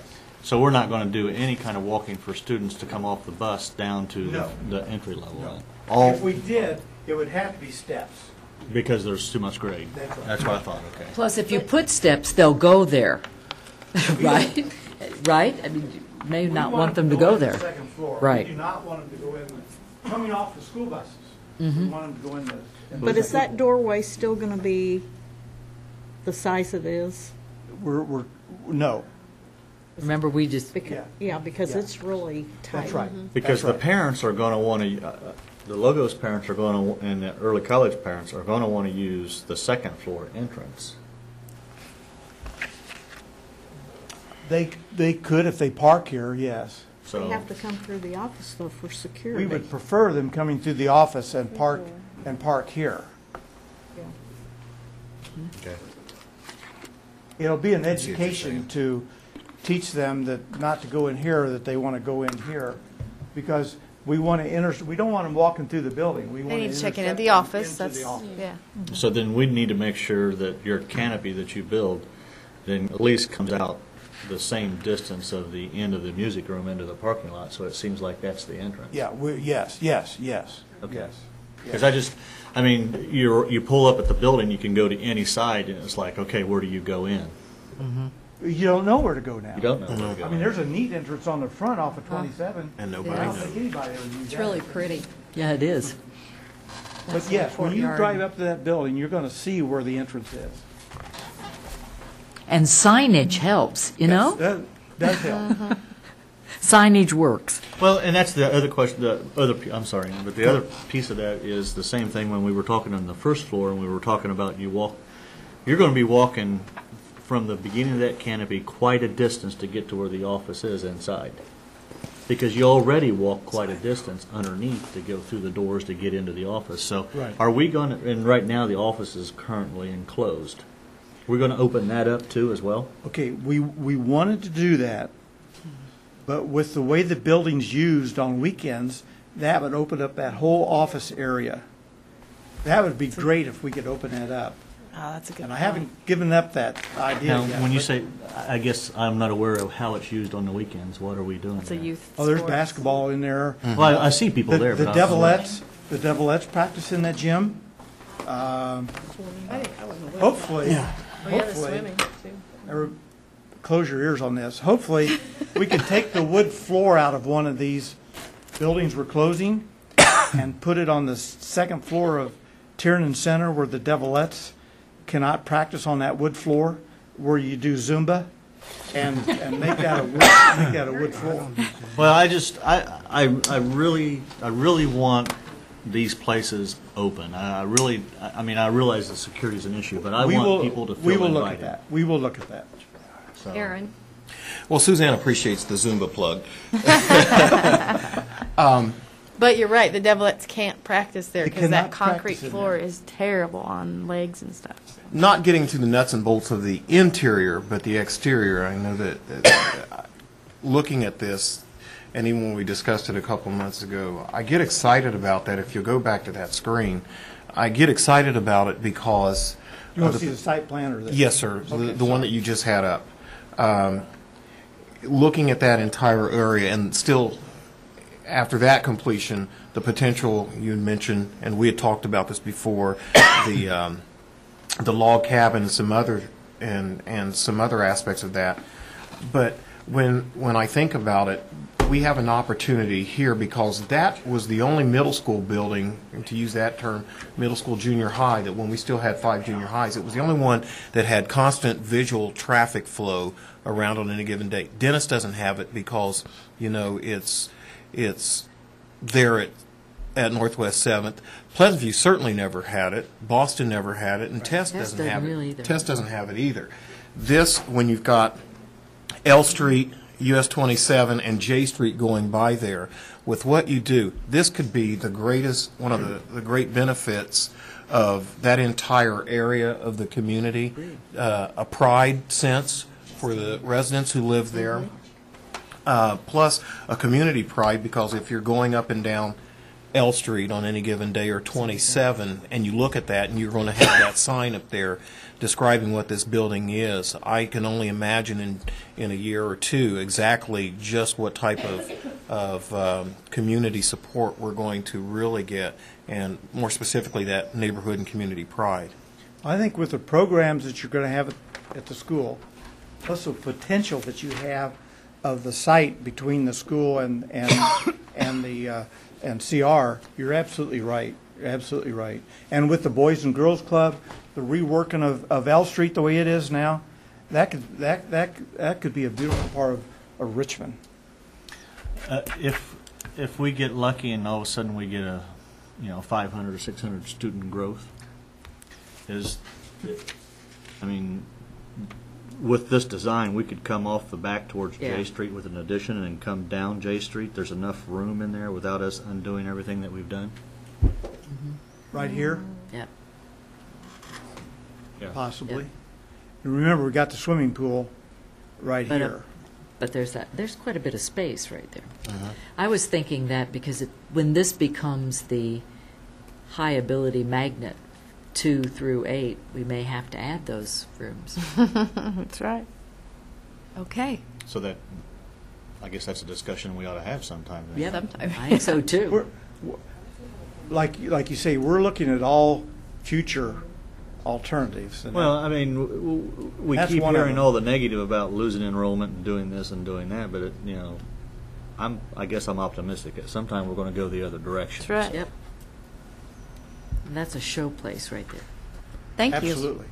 We have Dr. Borp has, I'm- that's it for the plans, I'm right? sorry. Dr. Borp has the second part of this, so. Did you read this? They listen to you. You see the subject, please. Imaging, if that's not a legal way to store documents by scanning them and having an engineering indexing system set up and save all that space. I'm sorry. It certainly would be a consideration. It's not within our plan at this point to do that, but you have seen it all? I mean, if you have seen it all, you'll understand that that's a great question and a great idea to be doing. Not just the documents that we are bringing over for special education, but the district documents. All the Yeah. documents. All those. If we could scan them, image them, index them, I don't know the legality of it, but In fact, we do it every year when they graduate from high school. But we keep hard copies until they graduate from high school. And then we scan it and we have it all the way back. But we have a lot more documents besides those for transcripts now. But we'll be tending to that. Monday night, we talked about a number of topics and a number of ideas related to the new boundaries for attendance areas. We came away with a number of suggestions from the board, and I'd like to talk to you about those tonight. This is not a proposal. and you'll not see any lines tonight, we are suggesting. But one of the issues that we determined was that we're going to have a process, and one of the first processes is we need to talk about building level parameters. How do we use our buildings? One of the probably the most important conversations we had on Monday night was to move away from a building level cap, which we have used for the past 8-9 years or so, maybe longer than that, and instead look at some caps, if you will, for the grade levels. Now, what we talked about as we reflected on that conversation was, yes, we need to have some caps, but we really need to have some more ideal targets. And if it looks like we have a nice situation, let's say kindergarten, a target would be 19. Kindergartens right now have been planned with 18. They've gone as high as 29, maybe even 31. I think there was one that was 31. That is not what we want. But it's been possible because of these building level as opposed to the grade level restrictions. So what we did was to look at the target. This would not be necessarily prime time. It might be something that we would consider at the high end even. But that target goal would then be something that we could negotiate depending on the kind of classroom we have, the kind of paraprofessionals we might be willing or able to secure, maybe the type of class it is. But the caps could be no larger than we have over there, which would be smaller than some of the class sizes that we see currently. What we took from the conversation was that at that cap, we would no longer allow students in at that grade level. If we had a student coming in at kindergarten and we had a cap at 21 and that building had classrooms at 21, we would not permit that student to enroll. We want to give everyone the best opportunity to learn, and we think that that's probably not a good thing to do, to allow just one more in and then another one in. However, if another student came in and the cap had not been achieved at the third grade, then while we would be turning one student away, we might be allowing another student in. And right now, when you hit the cap at one of our buildings, it's considered across the grade levels an option for the principal to say no unless they so choose. And as you know, there have been some issues from time to time develop within the building, even with those caps going. So that was one of the conversations that we took away, and that's one of the suggestions we wanted to talk to you about tonight. But I'd like to go on before we come back to this. We also feel like in this process, once we've established the building parameters, then we need to establish some boundary lines. The boundaries would be established using what we discussed the other night, where students live, looking at the local streets. Some streets are just obvious lines. Mr. Mays talked about using a railroad as one of the lines, and then Richmond has some very significant geographical formations, and we would use as many of those as possible. But when we also looked at these boundaries, we looked at the Elizabeth Starr Academy. The Elizabeth Starr Academy has been a choice program. We have made a compact, if you will, with those students and their parents that we will run a school of choice. We will have a school of choice, and they'll be in there. They'll be allowed to be there for as long as those grade levels are serviced in that building. We have the staff right now at the Elizabeth Starr Academy, as was reported Monday night. We have the staff working on an iteration of their current program. Won't look like the micro-society necessarily that we have had in that building, but it would be an iteration of the entrepreneurial approach and emphasis to education, and we believe that what we would like to do, what we would like to see happen, is for choice to continue to be an option there in that building.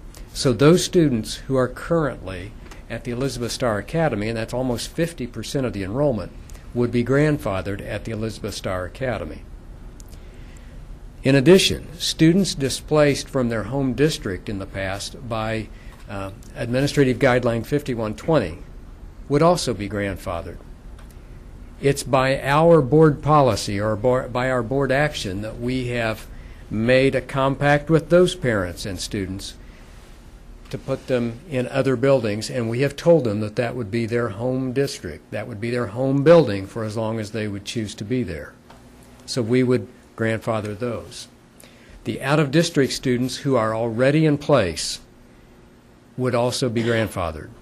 And we don't have a large number of those, but we believe that we need to honor our commitment to them as well, and we could do that by grandfathering them in their current buildings. The next piece that needs to happen is that we need to survey all of our current transfer students, including some of those that we just mentioned. We need to know which of them wish to remain in their assigned school and which would like to be, who would like to be assigned to schools in their home districts. Now, the students from out of district have no home districts. So of course that wouldn't be they don't have a home district within the Richmond Community Schools because they came from districts outside. So that wouldn't necessarily apply to them. Our placement preference, their placement preference, pardon me, would not necessarily be a guarantee of assignment for the next year, but at least it would be a place for us to start as we're looking at future transfers. So then we get into the transfer process. We would have to determine how many open seats there are per school, per grade level. And it could be that right away we see that there are very few. But if there are some, then students who considered or whose parents considered looking at a transfer as an option would be the first that we would go to for possible transfer. But it's not as simple as that. We don't want there to be any preference given because we can't just enumerate priority placements. What we would like to consider would be a simple lottery or a blind draw for students who are in that first round. In the subsequent rounds, those students would be placed, but remember, for every transfer we approve, we've created an open seat somewhere else. So there would be a second round. There might even be a third or a fourth round until we have students who wish to transfer placed in their preferred spots for transfer. Now this, like I said, this could go on for a number of rounds before we're finally finished, and it's still not guaranteeing that everyone would have their choice. So, let's go back. May I ask a question? Please do. The student parent surveys, would those be done after the boundaries have been determined? Yes. And what we would envision is coming to the next board meeting with a set recommendation for boundaries. We would almost feel comfortable coming tonight with a set recommendation, but if you recall, we had an issue with one piece. It runs south. It's that Crestdale piece that runs way down into almost into what had been the Garrison District, and we would like to study that further, and we simply didn't have the time to redo our numbers to come back to you tonight. But we would like to see if that can't be revised. But after that, after the board says, okay, let's work with these boundaries, let's move forward, then almost immediately after, we will we would like to survey our students. We think the sooner the better, and get this out. In addition, we would have conferences at our parent-teacher conferences in March. We would also talk about this, but we would like to have these rounds of transfers mid-March, so that by the time we're ready to place teachers, we'll know exactly what those student groups look like per grade level. But that implies that we will have registration from people within their home district before that time. That does imply that. So you are planning to recommend an early registration, Yes. Yes. which makes a lot of sense. Almost as soon as the boundaries hit. Almost as soon as. And how will this be communicated to parents besides just a survey? Well, a number of ways. We've talked about mailing, we've talked about sending them home, we've talked about calling. It might be a face-to-face. We need to make sure that we have as many contacted as possible.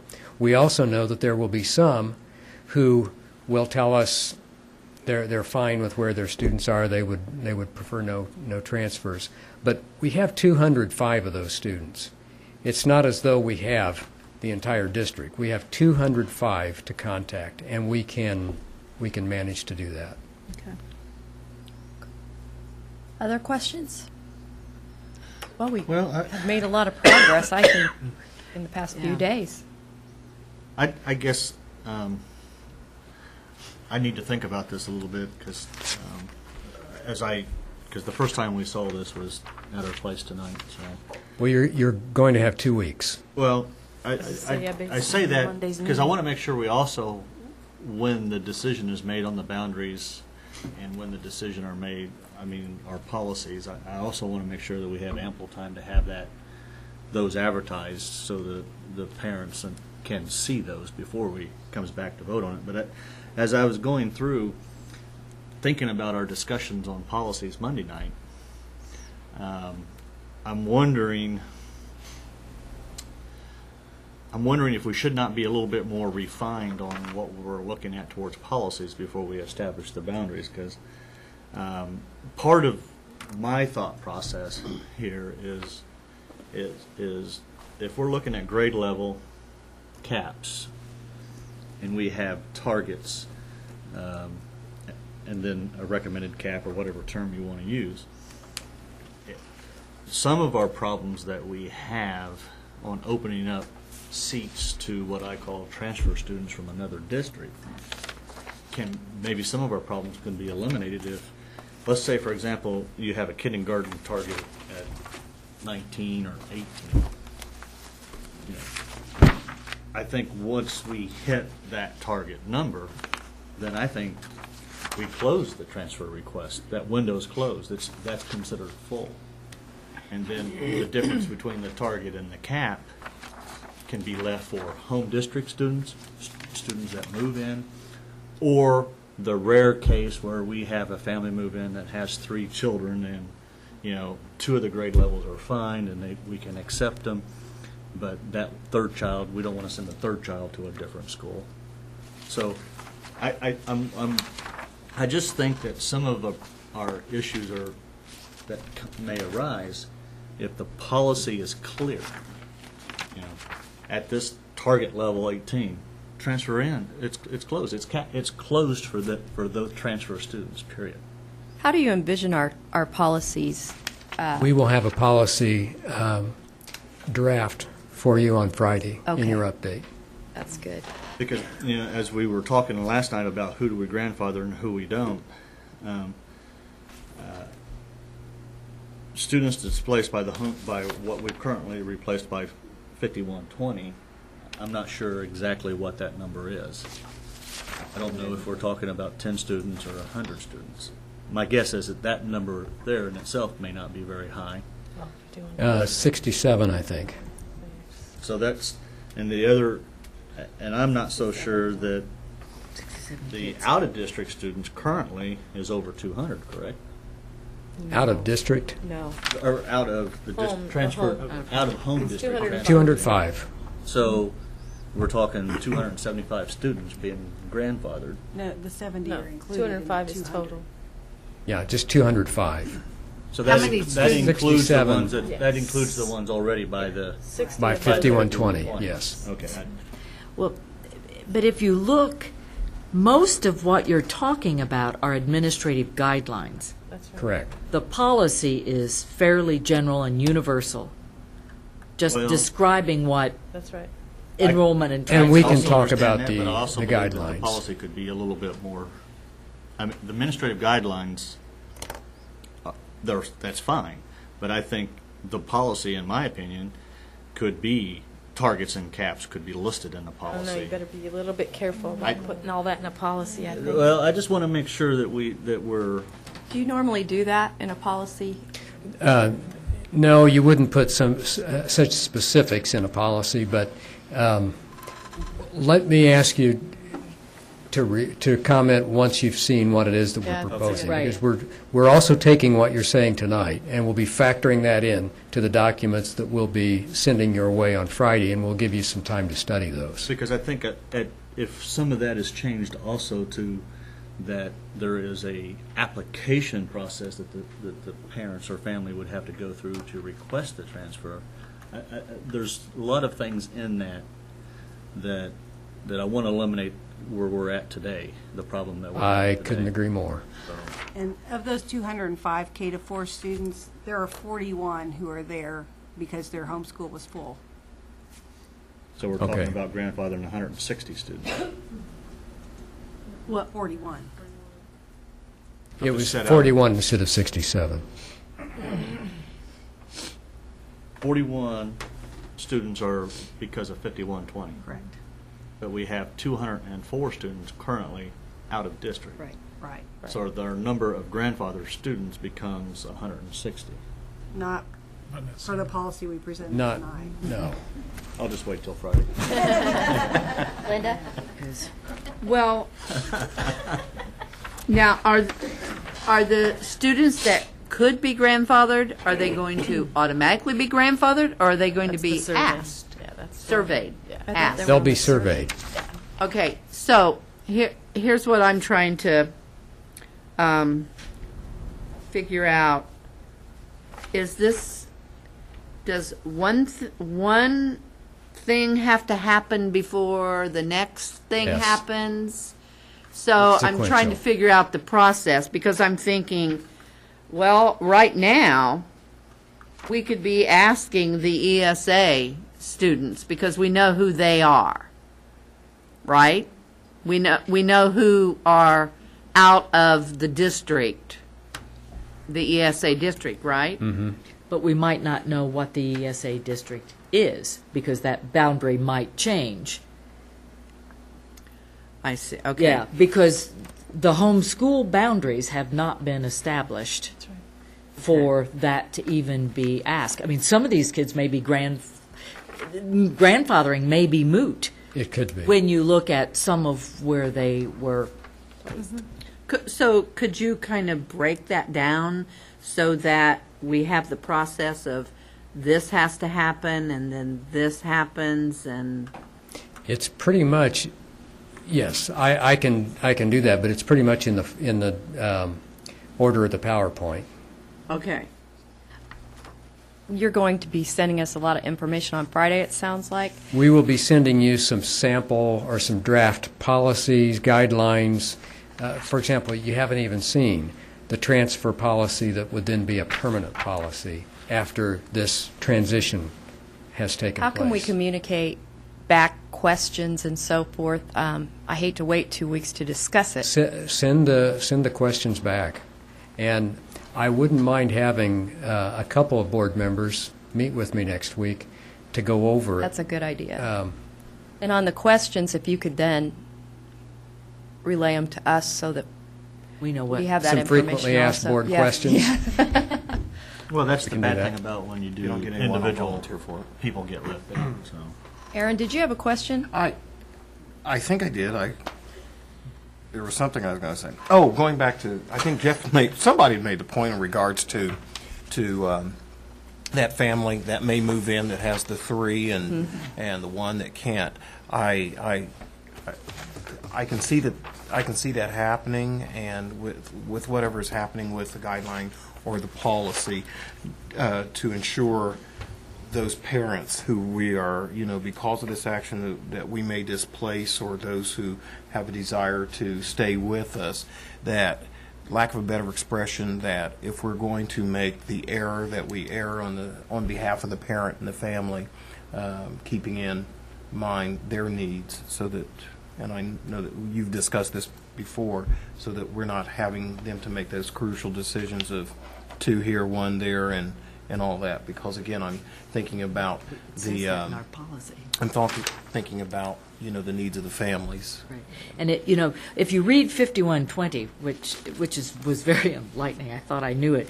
It makes reference to that very thing. It is in black and white that students with siblings need to have first preference. And I think maybe the practice hasn't always followed that. We've heard of the exceptions. Sometimes we've heard of the cases. And I think that a lot of people in the public aren't aware that we will err on. I hate to say err, but we will make decisions based upon their best interest whenever we can for those purposes. Linda?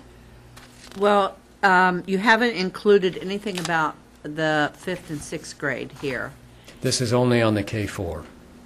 Okay, so what are we going to do about 5th and 6th grade if there are people who would prefer their children going to dentists? So or test? How have you thought about how you're? Well, we did talk about that briefly. I think the assumption was that if they lived on the west side, it would be dentist, and if they lived on the east side, it would be test of the gorge. And I'm not so sure if that's exactly how it would fall out, but it was more of a geographical assignment for those 2 buildings. So you're not going to allow transfers? I think the transfer process would be the same thing for those students as it would be for the K4. And you haven't seen the suggestion then for a permanent transfer process. Probably have more flexibility. Right. Or are you going to also have targets and caps? For the middle school or the intermediate classrooms, we do have. Okay, we just don't have that information. Right. And the transportation policy is to come later. That's not part of this. That's not part of this.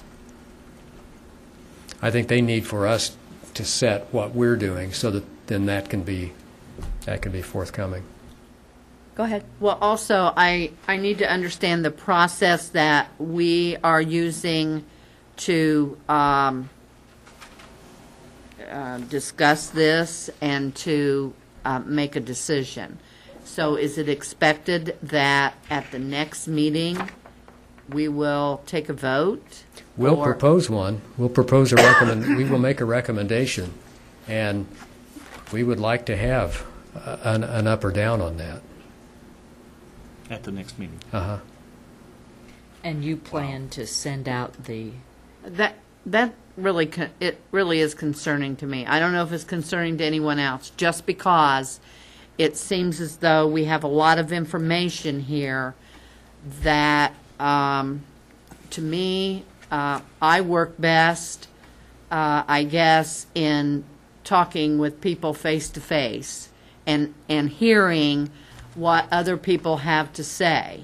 And so that's concerning to me, that we're just going to come next week without having a discussion amongst. That was why I'd asked about the communication process, so maybe we just spend Wednesday night here. I mean, we don't have a meeting next week. Well, I mean, at a minimum, we have to do that, because I would like to see, honestly, before we vote on anything, I would like to see his recommendation hit the table, and then let the public have an opportunity to take a look at what he's recommending and give them an opportunity to weigh in. I mean, so I see 2 meetings before we can vote on it. That's me personally. So if it takes us having a meeting next Wednesday and a meeting the Wednesday after that and a meeting the Wednesday after that, then I'm fine with that. But I share Linda's concern about the policy piece of it. I want to spend some time on, and whether anybody else agrees with me or not, I think that to me is as important, or if not more important, than actually where the boundary lines end up, because that's going to limit the transfers, the process that we use to allow students to transfer from one district to another. Because the next thing that we're going to hear, because our wiggle room is smaller, is the class is full, but then the class is full of 10 transfer-in students. And we got a student that's moved into the home district and they don't have a seat. I want to avoid that. The only way that we can avoid that is take a look at the enrollments. I mean, whether we like the initial proposal for the boundary lines or not, it was created mathematically by numbers. This gives us this level of first, second, third, and fourth. It didn't factor in transfers. It didn't factor in grandfathers. It didn't, and those are easy for us to work with. But there's things like the transfer students. Once a student is approved to transfer in for another district, are they going to reapply every year, or are they grandfathered in for the rest of their time? And those questions will be dealt with in the policy. So I just want to make sure we have enough time to sit back and think about that. So, well, it doesn't matter to us how many times the board would like to meet between now and then. We are on a tight time frame, admittedly, and if there's some way that we can build in more frequent meetings for you so that you can feel comfortable with the decision you're making, that's fine. We just know that we need also time to work with the teachers after March 1st so that they know where they can be going, and we know that's going to take a few weeks. And we also need to be working with parents once placements are made for us to work with them on the transfer requests. So am I hearing then from the board members that you want to have another meeting next Wednesday night? I have another board meeting on that third Wednesday night. Does it have to be on the Wednesday? I don't know. I don't know what the schedule is. Doesn't have to be. It could be Monday. If we have it Wednesday, I'll just be a little late. How's everyone? Well, we can talk about this afterwards. It just needs to be advertised But ahead of time. can't the teacher placements, we know the target, we know the number of students, we just don't know which students. I mean, how does that affect the placement of the teachers? Well, we need to know exactly how many sections will be in those buildings and numbers, and we also know that it won't be just a single, we won't be announcing teacher placements in one fell swoop. We'll probably we'll have to work with them as well to get some of these assignments. I'm not exactly sure how many iterations of assignments will happen with teachers, but we anticipate spending some time on that. So we could place probably 80% of the teachers now based on numbers. The question will be, do we have 3 sections of first grade class or 4 sections of second grade? Exactly. So, there'll be a section or 2 that we have the question. Mm-hmm. Suzanne, did you have a question? I do. At the risk of sounding like I don't want public input, because that's what it's going to sound like. What would we hope to gain about having public meetings about boundary lines? We can have public commentary at our next meeting, and then Just having our been meeting through next boundary week. discussions before, that they can go on and on talking about, we want the line here, we want the line there, and I think that if we work on, as Jeff said, the policy for transfer versus spending tons of time about arguing whether the line's here or here, I think that's, again, it's going to sound like I don't want to know. That's not what I mean. It's just, I think the better time spent would be on the transfer, on the policies. The lines have to go somewhere, and mathematically seems like the right way to go. With some discussion, I mean, we've had some discussions about things, well, maybe it would make more sense if we push this line here, but I think we could go on and on about lines, and that doesn't really solve the problem, because then next year or in 6 months, that line wouldn't be in the right place again. Well, let's see how far we get at our meeting. You know, I don't want to say we are going to vote next time, we aren't going to vote next time. No, I because just we mean still have a lot of yeah. questions. I'm and- worried if we're talking about setting up multiple public sessions about drawing lines. Okay. Linda? Been there, done that. But I don't feel that our public has really been, I mean, I think we have gotten some insightful responses from some of our public about the boundaries that have been presented. But I don't feel that our public has really taken up a lot of time in coming and trying to sway us one way or the other.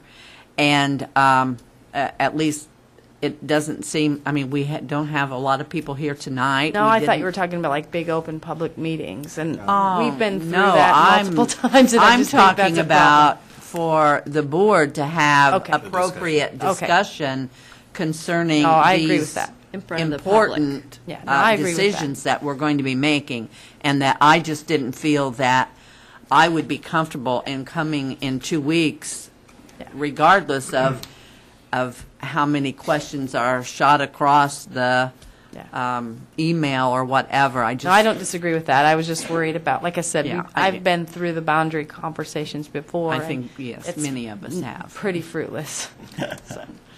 Okay, thank you. Now we'll move on to consent. Oh, no, we have the press conference next. Is there anyone who would like to ask a question out there? Brian? I don't have any, no. No?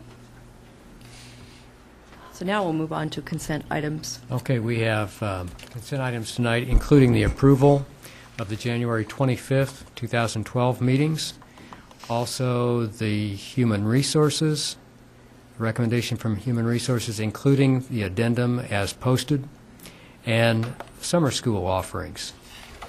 And before we go any further, let's, do we have the minutes of our work session from 2 nights ago? Wow. They're not ready? Like the power was out or something. Next meeting, okay. Recommend those for approval. Do I hear a motion? Jeff Slifer makes the motion, and Suzanne Darengowski seconds the motion. Comments or questions on the consent items? All those in favor, please signify by saying aye. Aye. Opposed? On to public commentary. Is there anyone who would like to speak? Any questions? Is it Bethany? Yes. Hi. Hi. I just wanted to say that last time when everybody was talking about the caps and the targets, that we both looked at each other and said, that could grow Richmond enrollment if you could promise people you won't have this many kids in your class. That's one thing that, like, one of the first things we heard that really sounded like a good idea. We appreciate that comment. And I was a little confused. I'm not a Crestdale parent now, but I very well could be, I guess. And I didn't understand the cooking center for fourth graders. Did not understand it. I would be very unhappy if my child came home and learned any kind of cooking at school in fourth grade. That would make me angry. That's for our life skills classes. Of life skill fourth grader, even worse. For It life might be skill in at their fourth IEP. grade. We do teach those skills. At fourth, okay, I just thought it was young, but okay. I don't know, maybe I'm just strict, I wouldn't let them do it in my house. And then we both noticed that twice the word future super elementary was used, and the words high ability magnet 2 through 8 was used for Hibbard. So that's on the agenda, that's on the big horizon, that's the next step. The super schools has been a concept talked about for years and years here in the boardroom. I mean, that was one of the first discussions I had, or the board had with me, and we were talking about what it would be like if we could plan to have 4 large elementaries to service Richmond in 4 different quadrants. And not suggesting that any particular building be that, but that would be the most economical way of addressing the needs of the elementary students. Now, needless to say, we're not there. Probably wish won't be list. for a long time. Okay. But that's been one of the conversations. And the other item that you brought up had to do with an idea the other night that surfaced. This may be one way to avoid having to build on to Charles. Maybe we would take a couple classrooms over there and bring them into Hibbard. That's not a proposal yet, just a conversation. Okay, that's also the washing of the hands before the lunch. They should do that in all the schools. I know it is. Okay, They that's do, it. it's just not as convenient as it will be at the other Yeah, school. that was awesome. All right, thanks. Thank you. Follow up on old business? In the board update, will we have the summary for the preschool that I asked about Monday night as far as the plans, the number of days, the students, 2-day, 3-day, 5-day? We have it. It's posted on our work area. You know what? I'll just let Dr. Parker understand that question. Well, and I know what he wants. it's just, Well, it's just that I think as we move forward and we move in more into the preschool area and we figure out how to service those students, I just want to make sure that if we have 500 students this year in kindergarten, then we should have 500 students next year in our preschool. So I guess I'm interested in just understanding more about what our direction is with the preschool. Linda? I don't know whether this is old business. I guess it kind of is. I have a request that we are brought enrollment numbers so that we can know where, that's one of our goals, is growing enrollment. And so I think it would benefit us to know where our enrollment numbers are compared to our ADM count. And Did we just do are you one? talking about current enrollment? Okay. That goes along with the impact, the district evaluation impact that we will. And I know it changes, and so that's why I am asking for it perhaps maybe monthly. Is that the desire of the board, to have a report monthly on enrollment? Is that something that, is that a lot of work to get a new report? No? In fact, we just ran one on Tuesday. If you count kindergarten, Hold on. We actually have a dynamic enrollment summary that's on our website. We're updating that right now, so it's available 24/7 when we release that. So we'll make sure we'll get that link to you. So that'll be available. And the board members would have access to Right. that with ease. It doesn't show students, but it shows summaries, and That's broken what, down yeah, I don't want ethnicities and so anybody forth, to so- do extra work. It sounds like we Just- may have what you're asking for much closer at hand than I thought.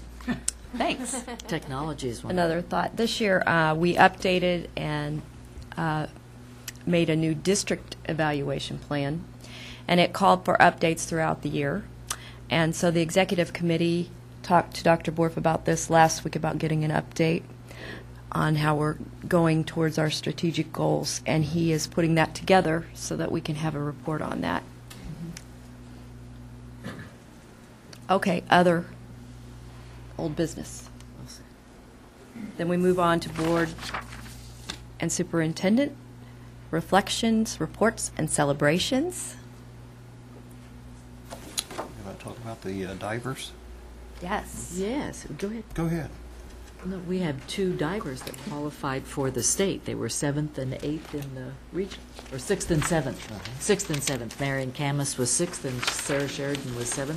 About 2 points separated the two of them. Oh, wow. We also have a wrestler. I got to watch them dive Saturday morning at sectionals, and they're so graceful. It was beautiful. Yeah, I know. It really was. And Garrett Port? Garrett Port, wrestling regional champion. Mm-hmm. And I don't know if we had any other wrestlers who moved on, but The I ninth think grade. so. Yes. Trawick. And so we do have wrestlers who are moving on as well. And the significance of that is that's one of those sports that we have that has been struggling for several years When I say struggling, just the numbers, the numbers are down, but the heart and the spirit of the kids are still there, and under the leadership and everything else. Now we've got one or two that we can really be supportive of. Girls sectional basketball is this week. So they play tomorrow, right? Boy, this year is just zooming by. Any other? I want Dixie? to sort of give a shout out for all the career ed kids who were there, career night demonstrating. In particular, I really enjoyed the lady auto mechanics and the cadet teachers. We've been hearing some really nice things about them, but all of the kids there did a really nice job of presenting what they do in class every day. So it was really interesting. Good turnout, too. I think they had 200 people guests. That's great. Okay, on to the tentative meeting agenda for the next meeting. And the tentative meeting agenda looks like for the snapshots of success, we'll have our spelling bee winners, and we'll have a recognition of Rusty Hensley, who is our Chamber of Commerce Educator of the Year this year. We'll have our monthly financial report and the update on strategic goals. Monthly donation receipt. Of course, we'll have probably a recommendation under master planning. Approval of our February 6th, February 8th minutes, human resources, accounts payable. That should be a full night. Yes. Okay. Anything else? Thank you.